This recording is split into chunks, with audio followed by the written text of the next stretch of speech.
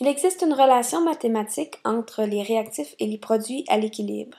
Il s'agit de la constante d'équilibre. La constante d'équilibre d'une réaction doit être déterminée à une température donnée. Donc, si on change la température, la constante d'équilibre change également. Il faut donc s'assurer que la température soit constante tout au long des calculs pour calculer la constante d'équilibre. Cette constante peut être exprimée en fonction des concentrations ou des pressions partielles dépendantes de l'état des réactifs et des produits qui seront mis en jeu. Lorsque tous les réactifs sont aqueux ou gazeux, la constante d'équilibre peut être calculée en fonction des concentrations ou exprimée en fonction des concentrations. Ces concentrations-là doivent être en mol par litre. À ce moment, on prend la concentration des produits exposant leur coefficient divisé par la concentration des réactifs exposant leur coefficient. En exemple, si on cherche l'expression de la constante d'équilibre de la réaction suivante en fonction des concentrations, donc Kc, nous mettrons les produits qui sont sous forme aqueuse, bien entendu. Donc le SO4 2- exposant son coefficient 2 et le I2 exposant son coefficient qui est 1, donc il n'apparaît pas ici.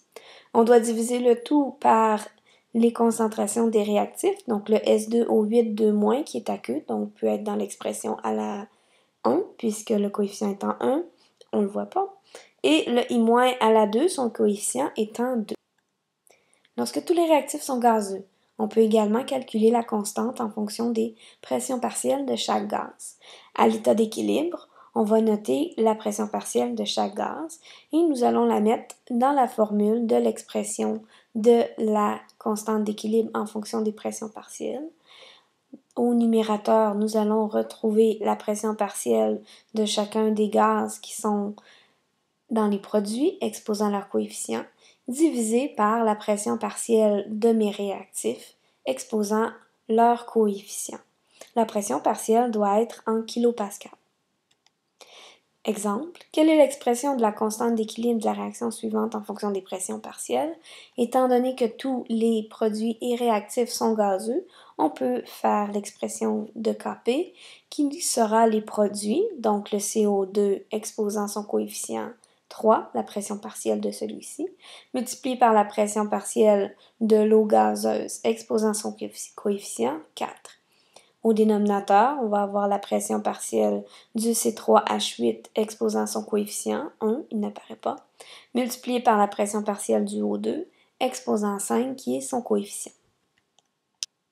Dans le cas d'équilibre hétérogène, c'est-à-dire que tous les réactifs et produits ne sont pas dans la même phase, il y a quelques règles à suivre.